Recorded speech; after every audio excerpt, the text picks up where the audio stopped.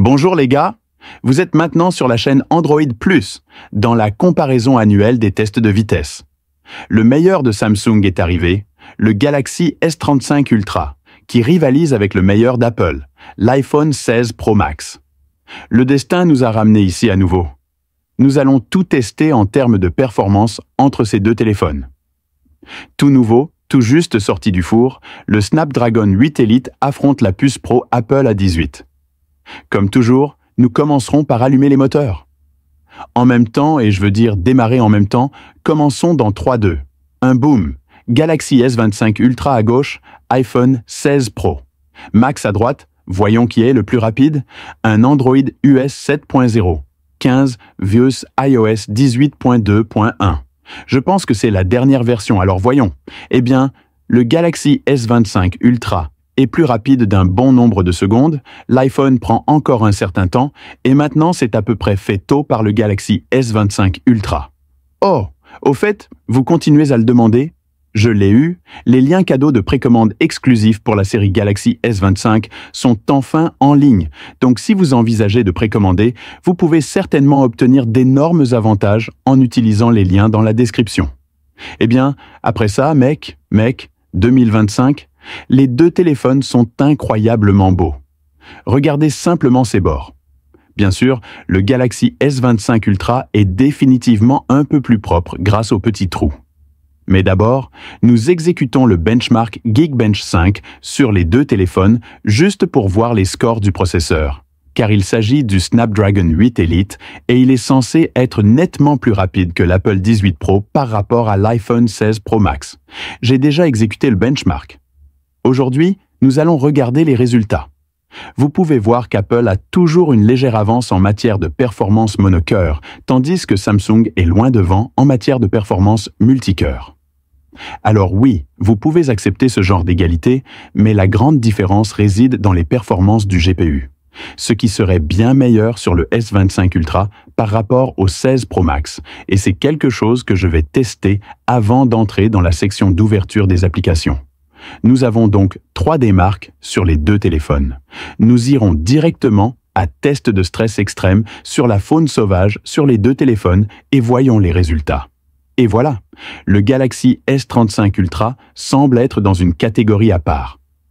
Cependant, j'ai l'impression que 3 démarques n'est pas optimisé. Pour 16 Pro Max, il y a une énorme différence en termes de stabilité, de FPS et de performance globale avec 3 démarques. Je pense donc que ce n'est pas optimisé correctement sur l'iPhone, mais juste pour souligner, c'est la différence que nous avons avec le test de stress sur la faune en utilisant 3 démarques. Maintenant, assez de chiffres, voyons les performances réelles entre ces deux téléphones. Comme toujours, nous commencerons par quelques applications de base pour commencer ce test, en commençant par le $in 3, 2, 1 Boom, qui est très fluide sur les deux téléphones. C'est censé être la meilleure animation que Samsung ait jamais produite sur son téléphone phare. Et je peux réellement ressentir après l'avoir utilisé pendant 24 heures depuis le jour du lancement. Donc oui, ça a l'air vraiment bien juste avec la première configuration de l'application. Encore une fois très fluide sur les deux téléphones, sortons en même temps. Passons maintenant rapidement à certaines applications tierces, en commençant par Quora sur les deux téléphones. 3, 2, 1, allez. C'est définitivement plus rapide sur le Galaxy S25 Ultra. Vérifions les performances de défilement. Ça a l'air très bien. Très bien en effet. Oui, nous voyons généralement quelques variations, mais oui, un bon début avec la première application dès le début. Sortons en même temps. Passons maintenant à Spotify. C'était vraiment rapide. J'ai l'impression que le Galaxy S25 Ultra était un peu plus rapide à ce niveau-là. Passons en revue et cela semble toujours fluide sur les deux téléphones. Nous sortons en même temps. Nous passons à l'application suivante, qui sera Reddit. J'ai donc eu l'impression que c'était globalement plus rapide sur l'iPhone 16 Pro Max. Le flux se charge plus rapidement, mais si nous faisons défiler Reddit, cela semble certainement un peu moins fluide que les deux premières applications au début, mais je pense que maintenant, une fois que tout est chargé, cela a l'air vraiment bien. Après cela, nous passerons à YouTube. Certainement plus rapide sur le Galaxy S25 Ultra. Un résultat encore différent, le défilement est très fluide sur les deux téléphones. En parlant de cela, c'était vraiment rapide sur le S25 Ultra. Il a donc fallu un certain temps à l'iPhone pour charger son dernier flux. Vérifions à quelle vitesse puis-je ouvrir l'application appareil photo TikTok sur les deux téléphones. Alors 3, 2, 1, c'est parti. Donc définitivement plus rapide sur le Galaxy S25 Ultra. Encore une fois, il y a une très légère différence. Très rapidement, nous sautons sur Instagram sur les deux téléphones. Oh, j'ai senti que c'était très proche sur les deux appareils à nouveau. Les deux ont des flux différents, mais de très bonnes performances. Faisons le premier passage et c'est très fluide. Chargé sur iPhone Plus de contenu sur l'écran d'accueil Samsung y a consacré 1 minute ou quelques secondes. Mais oui, ça a l'air plutôt bien dans l'ensemble sur les deux téléphones. Je vérifie mon profil dans 3, 2, 1 boum. C'est presque de retour. Même chose sur les deux appareils. Vérifions ce post, des animations différentes mais toujours très fluides sur les deux téléphones. Vérifions la vitesse d'ouverture de l'application appareil photo Instagram. Alors c'est parti. D'accord. C'est définitivement plus rapide sur l'iPhone 16 Pro Max. TikTok était plus rapide sur le S25 Ultra, mais cela semble être un peu plus rapide sur l'iPhone 16 Pro Max, je dois dire. Les animations semblent à peu près verrouillées, tout comme iOS sur le One US 1.0. C'est une expérience vraiment fluide. Après cela, nous avons quelques jeux commençant par Subway Surfers sur les deux téléphones. Et il ressemble au Galaxy S25 Ultra.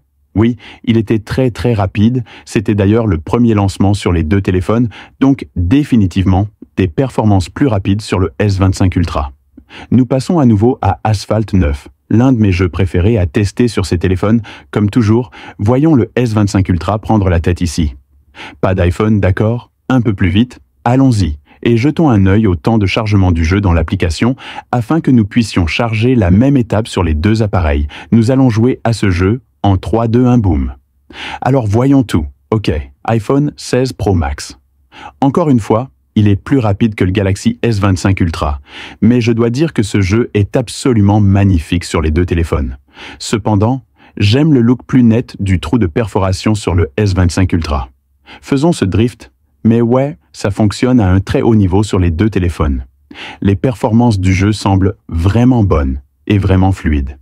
Sur la liste, nous avons à nouveau PUBG Mobile, l'un de mes jeux préférés.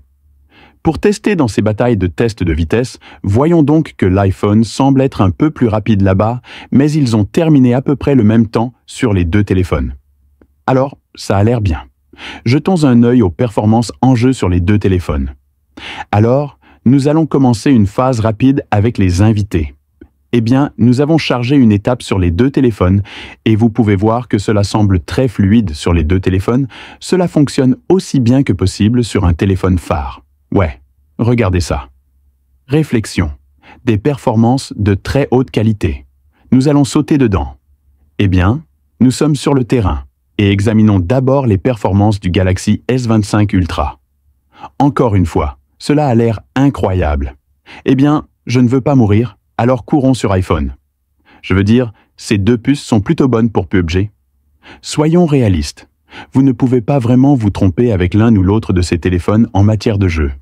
Ok, quittez PUBG sur les deux téléphones et maintenant, allumons l'appareil photo et voyons lequel traite les images à mégapixels élevés plus rapidement. Alors, on déclenche la caméra à 3, 2, 1, boum.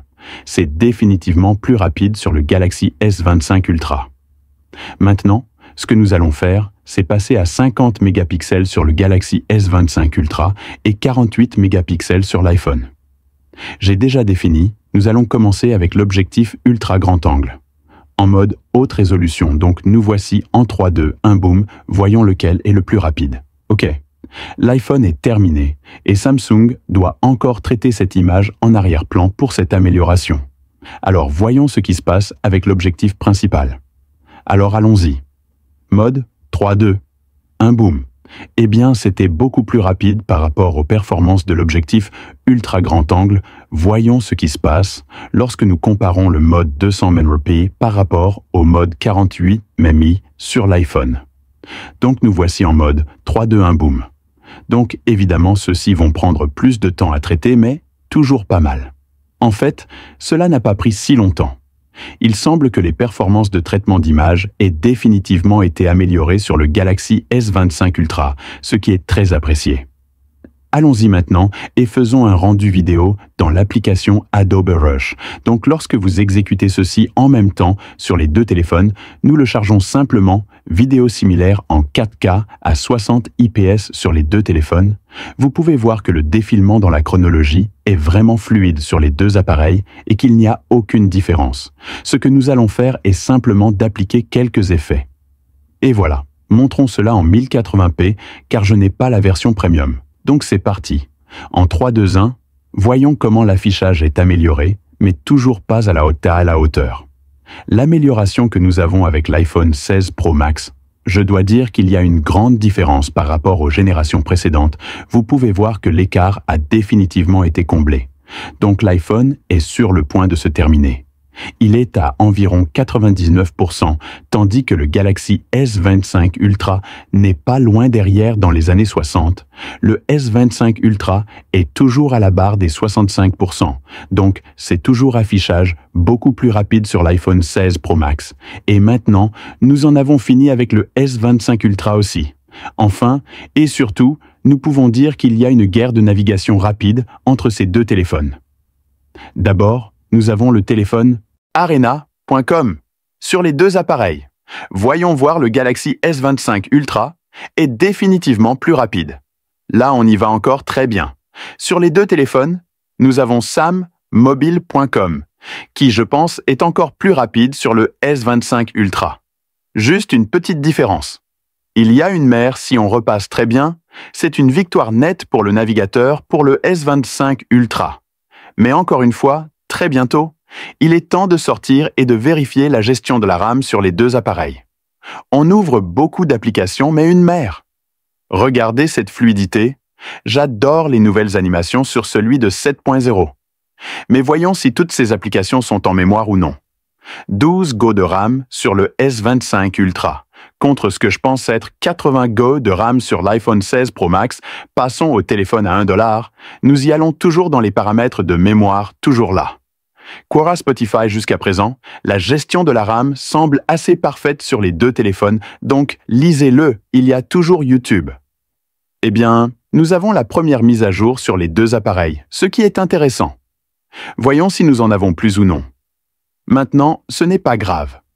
Je pense que c'était une petite mise à jour sur l'iPhone, mais Samsung l'a vraiment gardé au même endroit que nous l'avions laissé. Lui. Nous donnerons donc cette victoire au S25 Ultra. Voyons. Instagram, toujours présent sur les deux téléphones. Il suffit de mettre à jour l'application et le fil d'actualité sera mis à jour. Subway Surfers, entièrement mis à jour sur iPhone. Voilà donc ce qui s'est passé. 12 Go de RAM montre clairement ses muscles. Nous allons passer à Asphalt 9.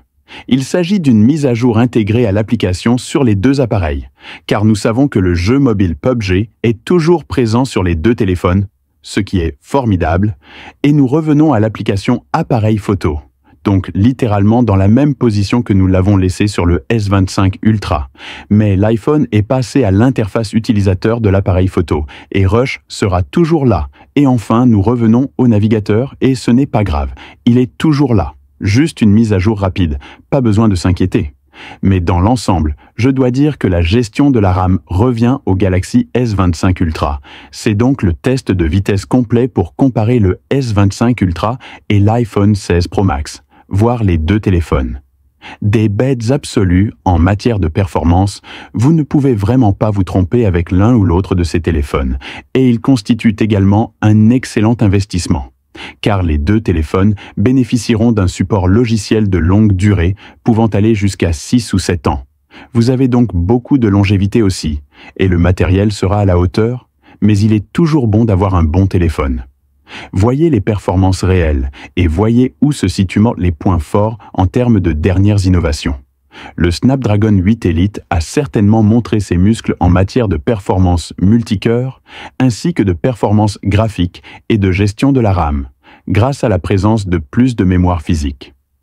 Comme nous ouvrons beaucoup d'applications et effectuons des tâches lourdes, nous prenons également quelques photos, des photos en haute résolution. Donc, beaucoup de cela a affecté l'iPhone et a mis à jour 2 ou 3 applications. Mais malgré tout, c'est toujours impressionnant de n'avoir que 8 Go de RAM. Comparé au 12 Go du Galaxy S25 Ultra, c'est tout pour aujourd'hui. Merci d'avoir regardé avec vous Android+. Adieu.